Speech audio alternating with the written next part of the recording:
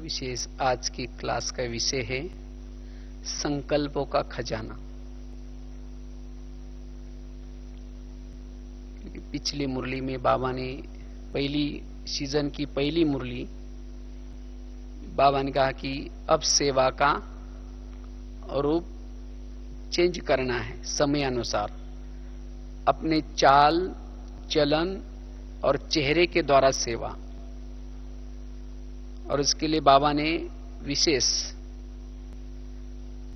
2 खजाने बताए थे। वैसे तो और भी कई खजाने हैं, लेकिन एक तो बाबा ने कहा कि समय का खजाना बड़ा महत्व का है, और उसके साथ साथ दूसरा संकल्पों का खजाना। जिसके पास ये संकल्पों का खजाना होगा वही ये सेवा कर सकता है।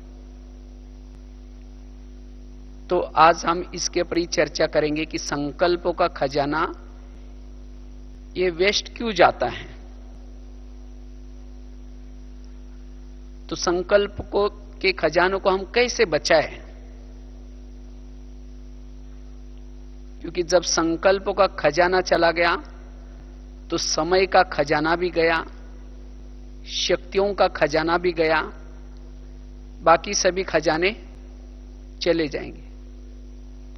इसलिए संकल्पों का खजाना, तो जितना हमारे संकल्प पॉजिटिव सकारात्मक सोमान युक्त और कम चलते हैं उतनी हमारी अवस्था अच्छी रहती है और जिसे हम सेवा कर सकते हैं। और वास्तव में हमारी जो निराकारी स्थिति है, यह आत्माभिमानी स्थिति है, वो क्या चीज है? आत्माभिमानी स्थिति, जितने हमारे संकल्प कम चलते हैं, पॉजिटिव चलते हैं, सकारात्मक चलते हैं, उतना हम आत्माभिमानी स्थिति का अनुभव, अशरीरी स्थिति का अनुभव, निराकारी स्थिति का अनुभव सहज ही कर पाएंगे।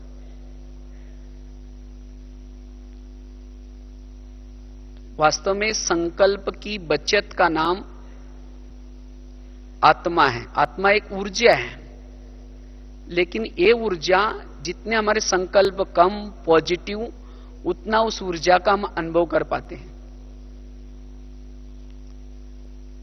लेकिन माया विभिन्न रूप से आकर के संकल्प के ऊपर अटैक करते हैं, संकल्प निगेटिव चलाने के निमित्त बनाते हैं। और जब हमारे संकल्प निगेटिव चलते हैं, फास्ट चलते हैं, तब उस निराकारी स्थिति का हम अनुभव नहीं कर पाते। और जब उसी संकल्प के बहाव में चले जाते हैं तो हमारा समय भी चला जाता है, और जिसके कारण हमारे अंदर कंट्रोलिंग पावर, रूलिंग पावर नहीं रहती। इसीलिए हमें संकल्पों के खजाने की तरफ ध्यान देना है। तो ये खजाना व्यर्थ जाने का कारण क्या है? वैसे तो कई कारण हैं, लेकिन सबसे पहला कारण है जीवन में विभिन्न प्रकार की समस्याएं आती हैं। जीवन में विभिन्न प्रकार की समस्या, और जब हमारे जीवन में विभिन्न प्रकार की समस्या आते हैं तब हमारे संकल्प व्यर्थ चलते हैं। इसलिए अगर संकल्पों के खजानों को बचाना है तो हमें समस्याओं का समाधान करने की कला सीखनी है। इसलिए बाबा ने 2-3 सालों से खास बाबा इसके ऊपर जोर दे रहे कि समस्याओं का समाधान करो, कारणों का निवारण करो, नो प्रॉब्लम स्थिति को बनाओ। तो जिन्होंने इस कला को सीखा है वही अपने संकल्पों की बचत कर सकता है, और जिन्होंने संकल्प का खजाना जमा किया है वो आगे चल करके मनसा सेवा, वाइब्रेशन की सेवा, सकाश की सेवा कर सकता है। क्योंकि जिसके पास ये संकल्पों का खजाना जमा होगा, उसके संकल्प में सिद्धियां प्राप्त होगी। जो सोचेगा वो सिद्ध होगा, उसके संकल्पों में बल होगा। इसलिए हमें इस शक्ति को क्या करना है, बढ़ाना है। और इसको बढ़ाने के लिए हमें कला सीखनी है। जीवन में जो विभिन्न समस्याएं आते हैं, इस समस्याओं का हमें क्या करना है, समाधान। अगर हमारे मन में संकल्पों का तूफान है तो हम योग का अनुभव भी नहीं कर पाते। जिस तरह से पानी के अंदर पत्थर डालेंगे और आकाश के चंद्रमा को पानी में देखने की कोशिश करेंगे, स्पष्ट दिखाई नहीं पड़ेगा। इसी तरह अगर मन में संकल्प का तूफान है और उसी मन में हम बाबा को देखना चाहते हैं या स्वयं के आत्मा का दर्शन करना चाहते हैं, वो नहीं कर पाएंगे। इसीलिए परिस्थिति विपरीत हो, समस्या विपरीत हो, तो भी हमारे संकल्प के अंदर तूफान ना हो। तो ये कला हमें क्या करनी सीख ली। और इसीलिए खास बाबा ने ये ड्रामा का ज्ञान, कर्मों का ज्ञान, हर आत्मा अपना अपना पार्ट बजाते, ये ज्ञान बाबा ने क्यों दिए हैं? क्योंकि इस ज्ञान के आधार से जीवन में आने वाली विपरीत परिस्थितियों में भी हम अपने मन को शांत रख सकते हैं। और जिसके मन में संकल्पों का तूफान चलता है, वो आत्मचिंतन, परमात्मा चिंतन, मनन चिंतन नहीं कर पाएगा। वो प्रभु का गुणगान गा नहीं पाएगा। इसलिए हमें समस्याओं का समाधान करना है, जिससे हम अपने संकल्प की शक्ति को बचा पाएंगे। और जब हमारे संकल्प फास्ट चलते हैं, निगेटिव चलते हैं, जिसे आज दुनिया में जिसको तनाव या टेंशन कहते हैं। तनाव या टेंशन क्या चीज है? तनाव अर्थात जीवन में जो समस्या आई, जो प्रॉब्लम्स आए, उसके संकल्प के ऊपर कंट्रोल नहीं चला और जिसके कारण तनाव निर्माण हुआ। और हम ज्ञान में चलने के बावजूद भी अगर हम संकल्प के ऊपर कंट्रोल नहीं कर पाएंगे, तब भी हमें तनाव निर्माण होगा। और जिसको तनाव निर्माण होता है, संकल्प की स्पीड बढ़ जाते हैं, उसका दिमाग कैसा रहेगा? गरम। और उसके कारण विभिन्न प्रकार के केमिकल्स शरीर में उतरते हैं और उसी केमिकल से कई प्रकार की बीमारियां भी होने की संभावना है। आज किसी को ईर्ष्या होते है, ईर्ष्या करने से पेट की बीमारी होती है। इसीलिए कहते हैं ना, तुम मेरे को देख करके तुम्हारे पेट में जलन होता है क्या?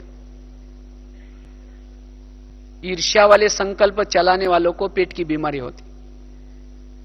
आज किसी का ब्लड प्रेशर बढ़ता है, बीती हुई बातों को जितना याद करते हैं,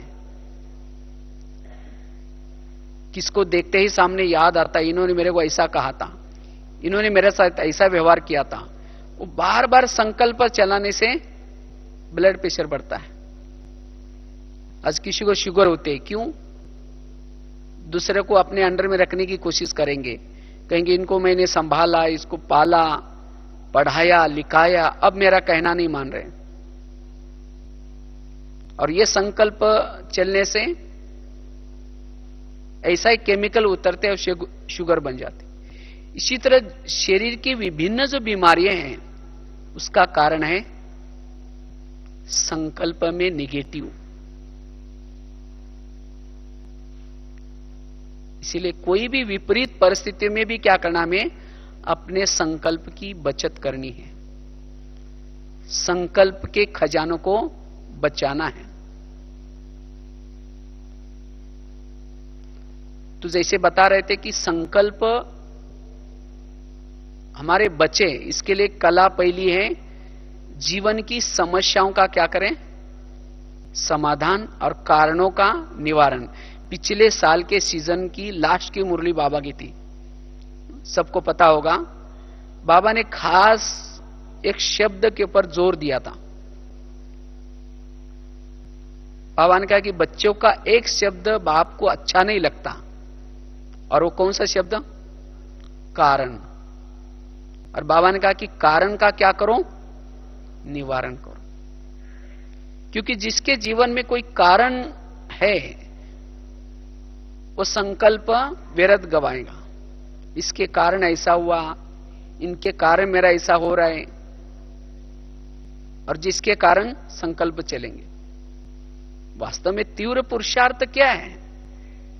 तीव्र पुरुषार्थ अर्थात संकल्प को बचाना, अपने समय को बचाना। बाबा ने पिछले 2 साल से खास जो नए नए बच्चे आते हैं, बाबा उनको आगे बढ़ाने के लिए बहुत अच्छा युक्ति बता रहे हैं, तीव्र पुरुषार्थ करो। तो तीव्र पुरुषार्थ की बाबा परिभाषा क्या कहते हैं? तीव्र पुरुषार्थ अर्थात एक संकल्प भी व्यर्थ न जाए, समय व्यर्थ न जाए, इसको कहते हैं तीव्र पुरुषार्थ। तो अगर हमें तीव्र पुरुषार्थी बनना है, हम अपने संकल्प को क्या करना है, बचाना है। और ये संकल्प चलने का आजकल जो कारण है वो है समस्याएं। अलग अलग प्रकार की जीवन में समस्या आते हैं, और हर एक के जीवन में अलग अलग समस्या है। समझो आज सवेरे हम सोचते हैं कि भाई आज बहुत अच्छा पुरुषार्थ करेंगे, आज मौन में रहेंगे, संकल्प नहीं चलाएंगे, किसी का परचिंतन नहीं करेंगे, व्यर्थ नहीं सोचेंगे। प्लान तो बनाया, लेकिन कर्म क्षेत्र पर जाने के बाद अगर समस्या आई, किसी ने कुछ कहा, तो जब मन में संकल्प चलेंगे, सोचेंगे इन्होंने मेरे को ऐसा क्यों कहा, फिर ऐसा उसने क्यों बोला, फिर वही उन्हीं बातों को औरों को सुनाएंगे। दूसरे का भी टाइम वेस्ट, खुद का भी टाइम वेस्ट, और जो सवेरे प्लान बनाया था वो सक्सेस नहीं हुआ। तो ऐसे समय पर हमें, जैसे अभी गीत सुन रहे थे, जैसा बोओगे वैसा पाओगे, ये कर्म सिद्धांत है, ये सृष्टि का नियम है। आज हमारे जीवन में जो समस्याएं आती है विभिन्न प्रकार की, चलो 2 मिनट बाबा की, तो बात चल रही थी कि किस तरह से ये हमारे संकल्प जब व्यर्थ चलते हैं तो हमारा समय, भले हम कर्म कर रहे हैं लेकिन संकल्प अगर हमारे चल रहे अंदर से तो उस कर्म का भी फल जो योग्य मिलना चाहिए वो नहीं मिलता। ये समझो हम योग में बैठे, योग में हैं, लेकिन अगर व्यर्थ संकल्प चल रहे हैं तो ये भी हमारा समय क्या हो गया, व्यर्थ गया। तो इस तरह से हमारा संकल्प व्यर्थ जाने से सारा समय व्यर्थ जाता है। अगर संकल्प व्यर्थ गए तो हमारा बोल भी व्यर्थ निकलते हैं। इसलिए हमें संकल्प के खजानों को बचाने के लिए जीवन में आने वाली जो भी समस्या है उस समस्याओं का क्या करना है, समाधान। तो जैसे बता रहे थे, समस्या आजकल छोटी छोटी समस्या, हर एक के जीवन में छोटी छोटी समस्याएं आती हैं। कोई किसी को पति बन करके तंग करता है, किसी को पड़ोसी बन करके तंग करता है, और इस समस्या के कारण हमारे खुद के भी संकल्प चलते हैं और साथ में औरों को भी हम सुनाते हैं, जिसको आजकल हम कहते हैं प्रॉब्लम्स। तो ये जो छोटी छोटी समस्या कहां से आते हैं? समस्या वास्तव में हमारे ही कोई ना कोई जन्मों के किए हुए कर्मों का फल होते हैं। लेकिन ये नॉलेज न होने के कारण हम कहते हैं ये ऐसा क्यों हो रहा है, ये ऐसा क्यों करता है, इसने ऐसा क्यों किया। वंडरफुल क्वेश्चंस निकालते हैं, ये अंदर से संकल्प चलाते। तो ऐसे समय पे भी हमारा मन, परिस्थितियों में भी मन कैसा रहे, शांत रहे। कल मैंने कई बात पढ़ रहे थे, मुझे एक बहुत अच्छी बात लगी। समस्या या परिस्थिति आती है, लेकिन हमें अनुभूति वाला, अनुभव वाला माखन खिला करके जाती है। वास्तव में हमारे जीवन में जो समस्या आती है वो हमें कुछ न कुछ दे के जाती है। इसलिए समस्या से घबराना नहीं है। समस्या का स्वयं ही क्या करना है, समाधान करना है। आज तक हमारे जीवन में जितनी भी समस्याएं आई, उन्हीं समस्या ने हमारा भला किया या बुरा किया है। अनुभव क्या कहता है? अनुभव तो यही कहता है कि आज तक जो भी समस्या आई, उन्हीं समस्या से हमारा कल्याण ही हुआ है। तो अभी भी जो समस्या आएंगी उसे भी हमारा क्या होने वाला है, कल्याण ही होने वाला है। इसीलिए संकल्प विकल्प चला करके समय व्यर्थ गंवाने के बजाय हमें क्या करना है, अपने मन को शांति में रखना है। और तब आंतरिक शक्तियां जागृत होगी, तब जाकर के हम सोमानों का अभ्यास कर सकेंगे। इसीलिए हमें क्या करना है, समस्या का समाधान।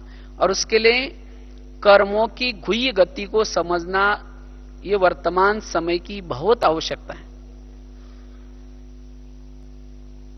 अगर संकल्प को बचाना है तो कर्मों के घुई गति का ज्ञाता बनना जरूरी है।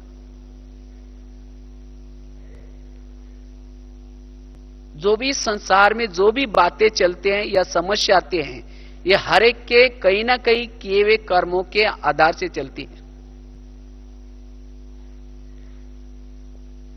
और जो सारा दिन कर्मों के हिसाब किताब को बुद्धि में रखता है, उतना ही वो अपने संकल्प को ब्रेक लगा सकता है।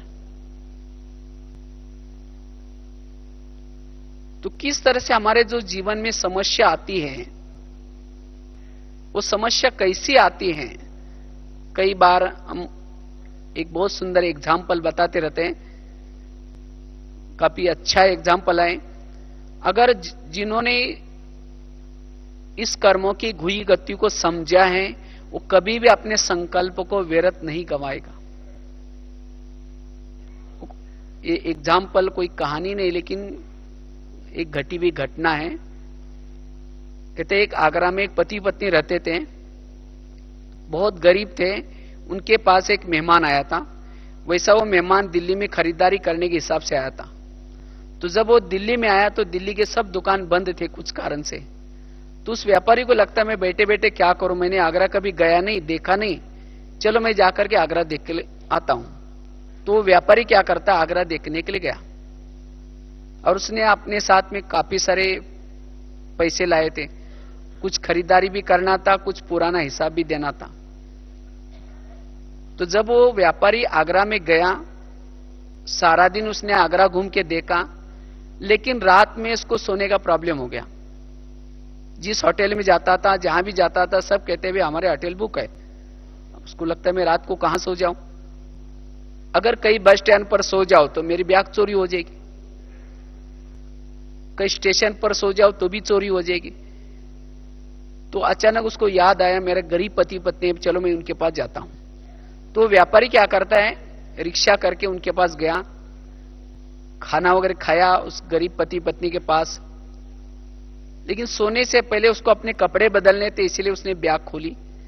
जब बैग खोली तो गरीब की पत्नी की नजर बैग में गई। उसने देखा इसके पास 50 के, 100 के, 500 के बहुत सारे बंडल हैं, काफी सारा पैसा बैग में था। और वो देख करके उस गरीब की पत्नी को लगता है कि इसके पास इतना सारा पैसा है और हम कितना गरीब हैं। अगर इसमें से थोड़ा भी पैसा अगर हमारे पास आ जाए तो हमारी गरीबी क्या हो जाएगी, दूर हो जाएगी। तो रात भर उस गरीब की पत्नी को वो पैसे दिखाई पड़ते। तो 12-1 बजे वो बाहर गई और बड़ा सा एक पत्थर लाया और ला करके उस सोए हुए मेहमान के क्या करते, जोर से सिर में डाल देते। उसका तो मर्डर हो गया। फटाफट बैग पकड़ करके पति को दिखाते। पति तो डर गया, कहा कि ये बात किसी को पता चलेगा, लोगों को पता चलेगा, मैं जेल की सजा होगी। कहा कि किसी को पता ही नहीं चलने देंगे, अब इसको हम जमुना नदी में डालते हैं। तो दोनों ने उठाकर उस मुर्दे को क्या क्या पीछे जमुना नदी में डाल दिया अंधेरे में। वापिस आकर के घर की लिपाई पुताई की। इस बात को उन्होंने पुलिस से छिपाया, लोगों से छिपाया, लेकिन कर्मों से कोई छिपा नहीं सकता। आखिर उन्होंने क्या क्या, उसी पैसे से एक प्लॉट लिया, बिल्डिंग बना दी, साथ में उन्होंने गहने बनाए, अच्छा ड्रेस सिलाई किया, साथ में उन्होंने गाड़ी खरीद की। उनकी गरीबी दूर हो गई। लेकिन दोनों को कोई बच्चा नहीं था, दोनों ही पति पत्नी थे। तो कुछ समय के बाद दोनों को एक बच्चा हो गया। तो एक ही था, इसीलिए उसको खिलाया पिलाया, उस बच्चे को बड़ा किया। बच्चा कलेक्टर बनने वाला था, लेकिन कुछ कारण से वो बच्चा क्या होता है, थोड़ा बीमार पड़ा। और बीमार पड़ने के कारण उनको लगता है कुछ न हो जाए इसको, इसीलिए बहुत बड़े हॉस्पिटल में दिखाया। बहुत खर्चा हुआ और उसी खर्चे के पीछे उनको गहने बेचने पड़े। सोचा बाद में खरीद कर लेंगे, बच्चा ठीक नहीं हुआ। आखिर उन्होंने क्या क्या, दूसरे हॉस्पिटल में उस बच्चे को दिखाया और उसके पीछे उनको गाड़ी बेचनी पड़ी। बच्चा तो भी ठीक नहीं हुआ। आखिर उन्होंने दुकान बंद किया, सब पैसा बीमारी में लगाया, तो भी बच्चा ठीक नहीं हुआ। आखिर उन्होंने जो भी बनाई थी बिल्डिंग वो भी बेची, बीमारी में पैसा लगाया, बच्चा ठीक नहीं हुआ। तो एक दिन वो बच्चा कहता है, पापा जी अपने को जो मिला था वो पैसा खत्म हो गया, मैं जा रहा हूं। बच्चा चला गया। बच्चा कौन था? वही व्यापारी अपना पैसा लेने के लिए बच्चे के रूप में आया था। अगर वो व्यक्ति कहे, भगवान मेरे जीवन में कितनी समस्या है, मेरा बेटा बीमार हुआ, ऐसा हुआ, खूब संकल्प चले या सोचे, तो समस्या भगवान ने दी, उसने कर्मों से बनाई। तो इसी तरह ये क्यों घटना सुनाई, आज हमारे जीवन में भी कोई ऐसी घटनाएं आ रहे हैं, ऐसी समस्या आते हैं। कोई किसी को परेशान करता है, कोई किसी को पति बन करके तंग करता है, कोई किसी को सास बन करके तंग करता है, और जिसके कारण आज हमारे संकल्प क्या हो रहे हैं, व्यर्थ चल रहे। हम कहते हैं मैं तो इसके साथ इतना अच्छा व्यवहार करता हूं, तो भी ये मेरे साथ ऐसा व्यवहार क्यों करता है, इसने मेरे को ऐसा क्यों कहा। ऐसे समय पर क्या चाहिए, ऐसे विपरीत परिस्थिति में भी जिसके बुद्धि में कर्मों का ज्ञान होगा, वो अपने संकल्पों को क्या करेगा, संकल्प के ऊपर कंट्रोल कर पाएगा।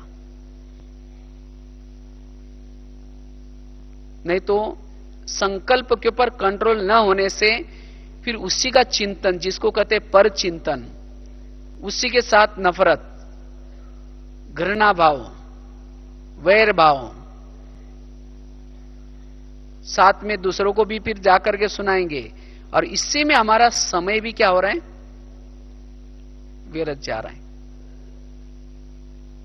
इसीलिए कर्मों के गुह्य गति को बुद्धि में रखना वर्तमान समय बहुत जरूरी है, ताकि कोई भी विपरीत परिस्थिति में भी हम अपने संकल्प के खजाने को बचा पाएंगे। विपरीत परिस्थितियों में भी हम अपना मन को एकाग्र रख सकेंगे। इसलिए अगर संकल्प के खजानों को बचाना है तो कर्मों के गुह्य गति को हमें क्या करना है, बुद्धि में रखना है। यह है पहली बात। दूसरी बात है, जो विपरीत परिस्थिति हमारे सामने आती है उसके प्रति हमारा दृष्टिकोण कैसा हो। गीता का सार क्या है, जो हुआ अच्छा हुआ, जो हो रहा है अच्छा हो रहा है, जो होगा वो भी अच्छा। अगर हमें संकल्प को खजानों को बचाना है तो सारा दिन हमें क्या करना है, इस बात को बुद्धि में रखना है। हमारे जीवन की जो भी परिस्थिति आते हैं, विघ्न आता है, जिसके कारण हमारे संकल्प का खजाना विरत जाता है, उसमें कुछ ना कुछ क्या है, कल्याण है। जैसे बताया कि आज तक जो समस्या आई, उन्होंने क्या किया, उन्होंने तो हमारा कल्याण किया, और अभी भी जो समस्या आएंगी उसे भी हमारा क्या होगा, कल्याण ही होगा। जैसे वो रामायण की घटना सुनाते हैं ना, राम राजा बनने वाला था, लेकिन रात में आकर के मंत्रा ने क्या किया, कई कई को 2-4 उल्टी बातें सुनाई, कहा कि तुम्हारा बेटा भी तो है, तुम अपने बेटे को छोड़कर क्या राम को राजा बना रहे। और ये बातें सुनकर के मंत्रा ने क्या किया, राम को राजा बनाने के बजाय 14 वर्ष में वनवा में भेजा। वनवा में गया, सीता गई, लक्ष्मण गया, और तीनों घर से गए। इसी वियोग के कारण दशरथ ने प्राण त्यागा। उनको खाने का प्रॉब्लम, सोने का प्रॉब्लम, ये सब किसके कारण हुआ, मंत्रा के कारण। तो मंत्रा को जो भी देखेगा उसकी भावना अच्छी चलेगी, बुरी चलेगी, सब गाली देंगे, कहेंगे कितना गलत काम किया। लेकिन मंत्रा ने जो किया अच्छा किया। अगर मंत्रा ऐसा काम ना करती तो राम क्या बनने वाला था, राजा। अगर वो राजा बनता तो जंगल में जाता, अगर जंगल में नहीं जाता तो सीता की चोरी होती, अगर सीता की चोरी ना होती तो रावण को मारता, अगर रावण को ना मारता तो राम की महिमा कौन गाता। तो राम की महिमा किसके कारण है, मंत्रा के कारण। तो इसी तरह वैसे तो ड्रामानुसार हर व्यक्ति के पास भी 1-2 मंत्रा रखी है, लेकिन आज जो हमारे संकल्प विरत जाते हैं, किसके कारण, ऐसी आत्मा को देखने से, ऐसी आत्मा का व्यवहार के कारण। लेकिन हमें क्या करना है,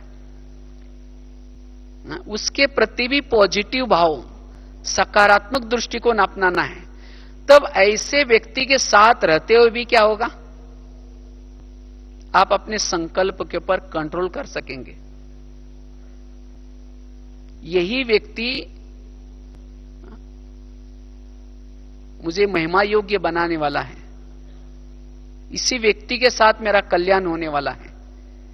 इसीलिए हमारा अपना दृष्टिकोण सकारात्मक दृष्टिकोण हो, तब हम संकल्प को बचा पाएंगे।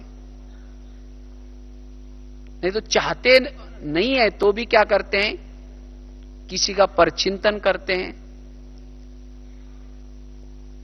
किसी की निंदा करते हैं। आज क्रोध क्या चीज है, क्रोध अर्थात जिसका संकल्प के ऊपर कंट्रोल नहीं है, वही क्रोध है। जैसे वो कुकर होता है ना, कुकर क्या होता है, गैस के ऊपर रखने से गर्म होते होते सीटी मार देता है। इसी तरह जिसके संकल्प बार बार निगेटिव चले हैं, निगेटिव चलते चलते चलते वो 1 साल के बाद सीटी भी मार देता है, कहता है तुम्हारा 1 साल से देखा, अब मेरे से नहीं होगा। माना सीटी क्या की, मार दी।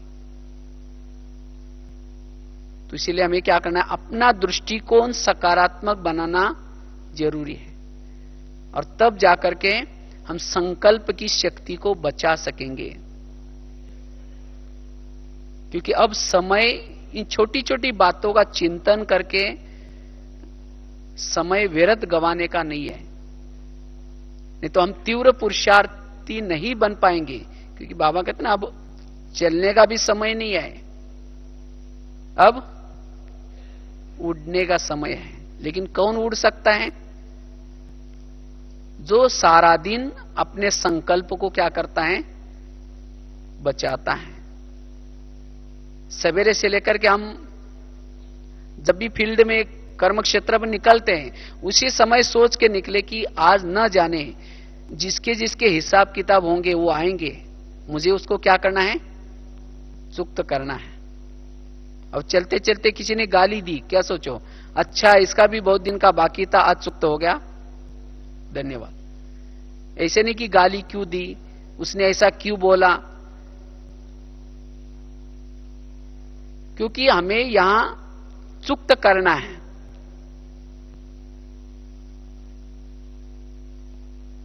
तो सारा दिन हमें क्या करना, अपने संकल्प की तरफ ध्यान देना है। और किसी ने कुछ कहा भी तो कहा किसको कहा?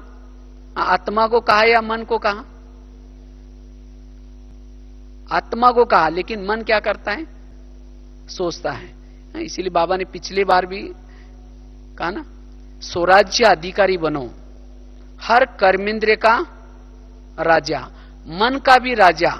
जो मन का राज्य है, बुद्धि का राज्य है, सभी कर्मेंद्र का राज्य है, वही क्या बनेगा? भविष्य में विश्व का राजा बन सकता है।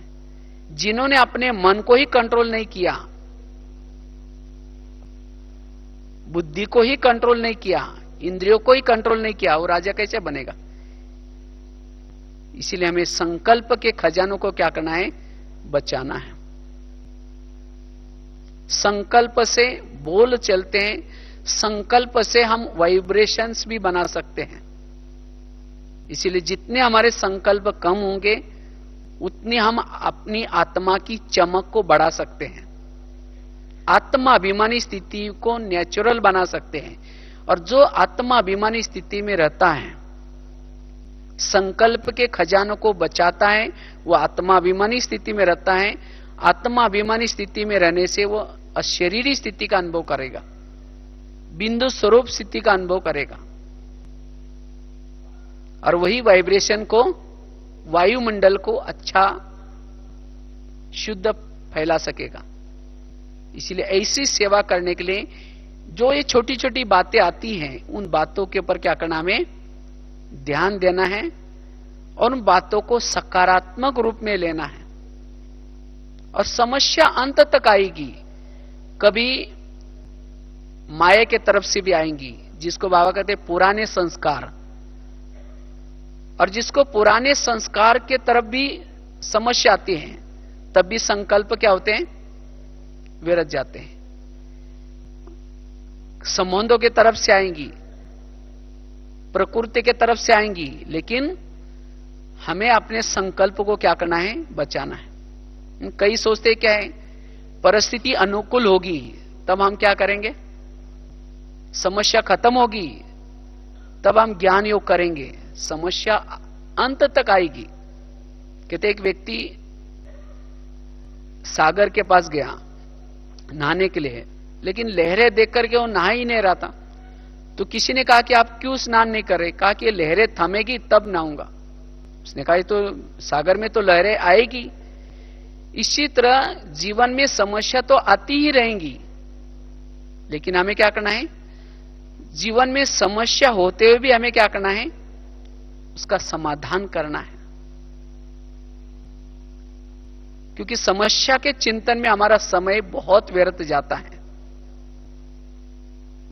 लास्ट और एक कहानी सुना करके पूरा करेंगे। क्यों बाबा ये कहते कि बच्चे समय व्यर्थ नहीं गंवाओ, संकल्प को व्यर्थ नहीं गंवाओ, क्योंकि हमारे पास समय बहुत कम है और ये समय को सफल करने का साधन है सकारात्मक चिंतन, सोमानों का चिंतन, ज्ञान का चिंतन।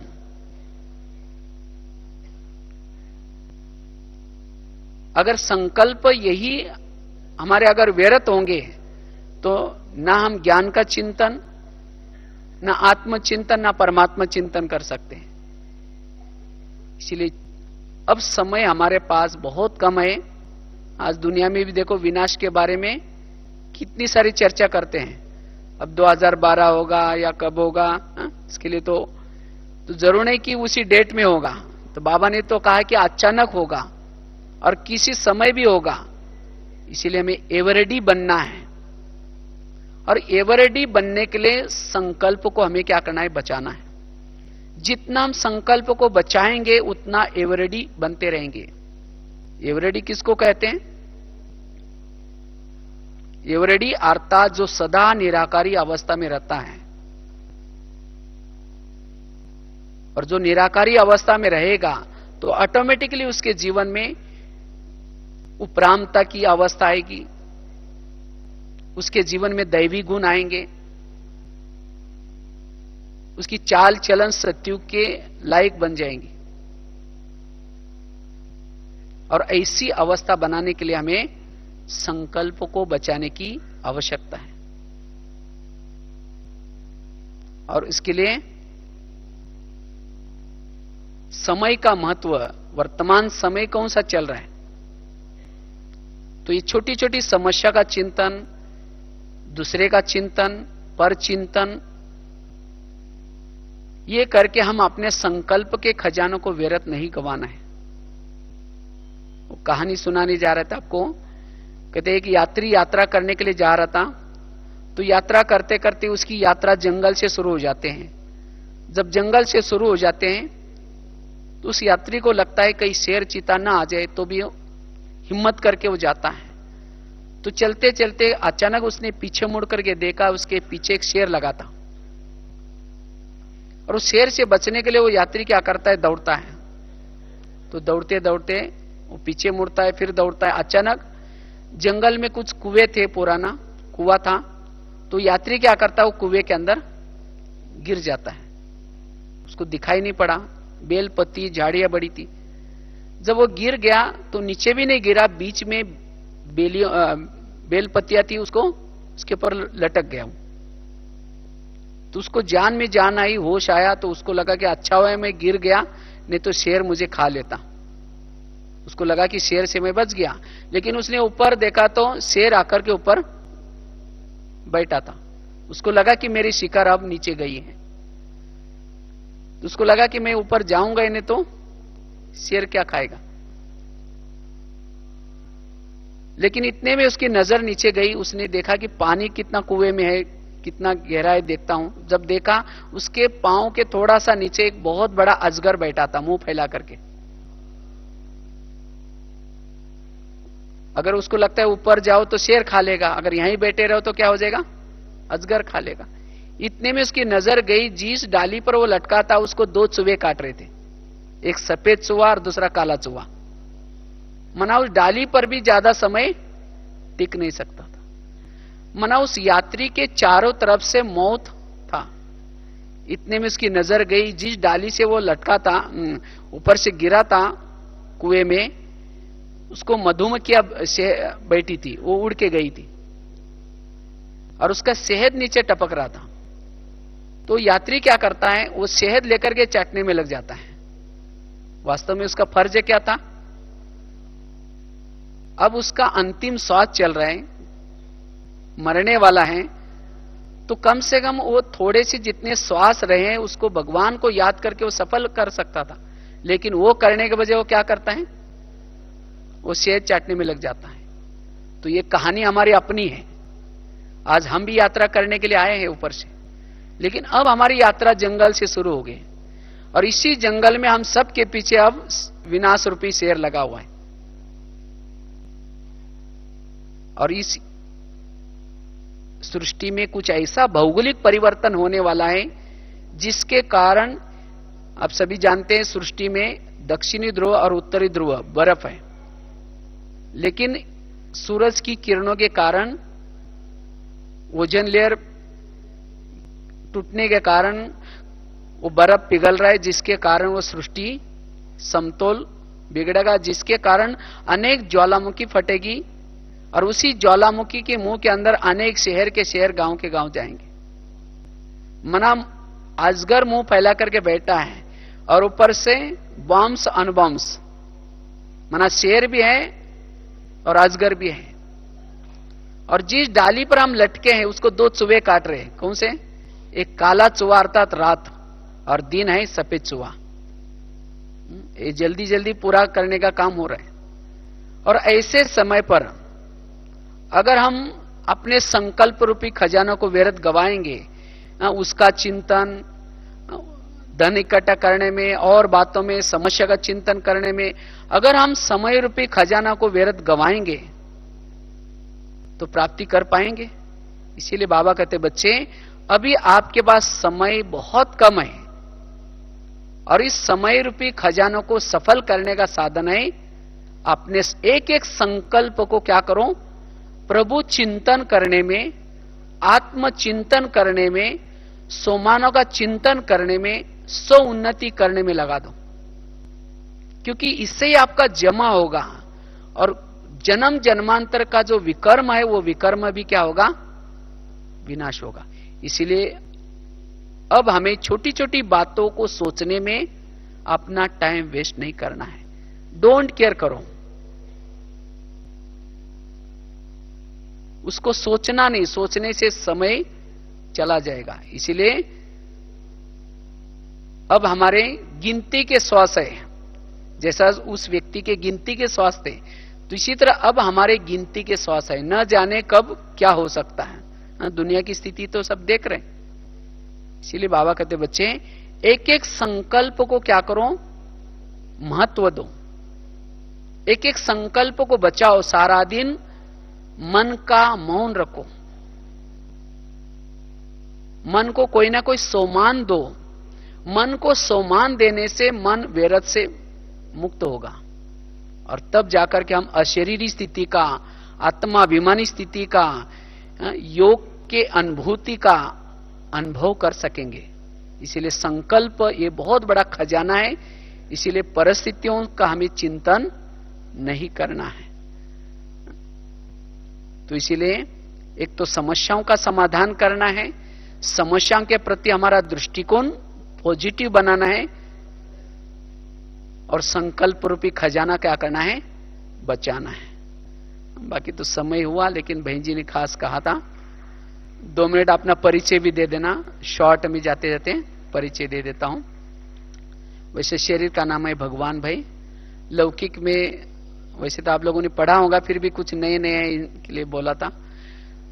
लौकिक में महाराष्ट्र से निकले थे, तो वैसे लौकिक परिवार बहुत एक साधारण परिवार में लौकिक में जन्म हुआ था, जिस परिवार में पढ़े लिखे कोई थे नहीं। तो मैं भी 11 साल तक स्कूल में नहीं गया था, लेकिन मैं बचपन में सोचता था कि भगवान ने मुझे इस धरती पर भेजा है तो कुछ अच्छे कर्म करके जाना है। लेकिन मैं सोचता था मैं पढ़ाई लिखाई किया ही नहीं, अच्छे कर्म कैसे कर सकता हूं। तो मैं 11 साल के बाद ऐसे अपने गांव में गया, तो गांव में एक ही टीचर था और 7वीं तक कक्षा थी, स्कूल थी। तो टीचर ने मुझे बुलाया, कहा कि आप पढ़ने के लिए क्यों नहीं आए। हमने कहा मुझे पता नहीं। बोला कोई बात नहीं, कल से आना। तो मैंने जाना शुरू किया। तो जाते ही मुझे क्या किया, पहले दिन 5वीं कक्षा में बिठाया, क्योंकि 11 साल उम्र हुई थी और 5वीं कक्षा में 2 ही बच्चे थे। इसी के कारण डायरेक्ट 5वीं कक्षा में बिठाया। तो रोज जब जाना शुरू किया तो घर वालों ने पूछा कि रोज आप कहाँ जाते हैं। हमने कहा स्कूल में जाता हूं। कहा कि स्कूल में क्या होता है, अपने पास पैसा वगैरह नहीं है, नहीं जाना। हमने कहा पैसे वगैरह नहीं मांगेंगे, बिना पैसे का पढ़ूंगा। तो कहा कि बिना पैसे के पढ़ना है तो भले जाओ। रोज जब जाना शुरू किया तो 1 साल के बाद 6वीं में, फिर 7वीं में। और मैं भी सोचता था मेरी परिस्थिति अच्छी नहीं है, मुझे किसी साथ लड़ना नहीं, झगड़ना नहीं, ध्यान से पढ़ना है। तो इसके कारण फिर 11 साल के बाद जब 7वीं कक्षा में गए तो एक दिन टीचर ने कहा कि तुम डायरी भी नहीं लाते, पेन, कल से स्कूल में नहीं आना। तो हमने सोचा अभी क्या करेंगे, घर में तो मना किया पैसे के लिए और स्कूल भी नहीं छोड़ना है और किसी की डायरी को चोरी भी नहीं करना है। तो मैंने क्या किया, गांव में एक दुकान वाला था, किराना माल का दुकान वाला, उसके पास गया और उसके पास जो पुरानी रद्दी की डायरी है, जो लिखी हुई रद्दी में डालते हैं, उसको पुरानी डायरी को लाई। मैंने सोचा उसमें 2-3 पन्ने होंगे जो बिना लिखे हुए, उसको ला करके हम क्या करेंगे, डायरी बना देंगे। लेकिन पूरी डायरी लिखी थी, कोई कोई पन्ने पर 2 लाइन लिखी, बाकी पन्ना खाली है। तो हमने सोचा 2-3 लाइन कैसे निकालेंगे इसको। पहले जमाने में कलम से, स्याही से लिखते थे। मैंने क्या किया, उसको पानी से धुलाई किया, धुलाई करने से स्याही निकल गई। फिर उसको धूप में सुखाया और इस तरह से उसको फिर सिलाई करके डायरी बनाई। ऐसे करके पढ़ाई किया 7वीं, 8वीं, 9वीं। जब 9वीं कक्षा के लिए जब डायरी लाई थी, उसी डायरी के साथ एक ब्रह्मा कुमारी के किताब के कुछ पन्ने मिले और उसमें खास 3 लोग का चित्र था। तो मुझे वो अच्छा लगा, तो मैंने उसको क्या किया, टीचर को दिखाया। क्योंकि उसी 8 दिन पहले हमको टीचर ने एक लेसन पढ़ाया था, मनुष्य चांद तक गया, चांद से पार कोई गया ही नहीं है, क्योंकि वहां कोई जा ही नहीं सकता। लेकिन जब 3 लोग का चित्र देखा तो मुझे बहुत अच्छा लगा। मैंने सर को दिखाया, सर आपने तो कहा कि मनुष्य चांद तक गया है, आर्मस्ट्रांग, नील आर्मस्ट्रांग, ऐसे कुछ 2 नाम थे। लेकिन कहा कि ये इससे भी पार ब्रह्मा बैठा है, विष्णु बैठा है, वहां कौन गया था। तो टीचर ने जब देखा, कहा कि मुझे कुछ समझा नहीं, छोड़ो, बोला। तो उसके ऊपर नागपुर का ब्रह्मा कुमारी का एड्रेस था, मतलब स्टैंप लगाया था। तो मैंने क्या किया, वहां एक 15 पैसे का लेटर लिखा, आप लोग तो चंद्रमा से भी पार गए हैं, लेकिन कौन कौन गया था, आप लोगों ने अपना साइंस में नाम क्यों नहीं लिखवाया, ऐसे